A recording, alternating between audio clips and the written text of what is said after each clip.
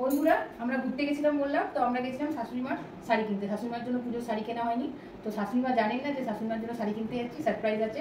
চলুন শাশুড়িমার পুজোর গিফটটা দিদি, ওনার রিয়াকশনটা আপনারা দেখুন। চলুন। এই নাও। ও আবার কি আছে এইসব? তোমার জন্য। কেন কি দরকার ছিল? না না, তোমারটা হয়নি তো, এবার তো শপিং সেরকম করা হয়নি। এমনি তো কত রয়েছে, দেখো পছন্দ হলো কিনা। বাহ,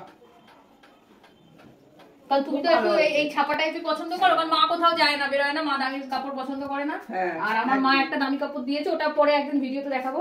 তো ওই জন্য একটু সফট যেগুলো ঘরে পরবে, কোনো নতুন শাড়ি এগুলো দেয়া হলো। তো তোমার পছন্দ হয়েছে? খুব পছন্দ হয়েছে। যাক, পছন্দ হলেই ভালো। পছন্দ হয়েছে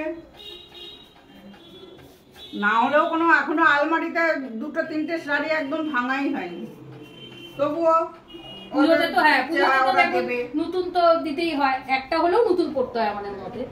তো যাই হোক, যতটা সামর্থ্য অতটা দেয়া হলো। আবার দেখা ভালো হয়েছে, ঘরে পরার শাড়ি একদম পাতলা, খুব ভালো হয়েছে, গরমের সময় খুব আরাম।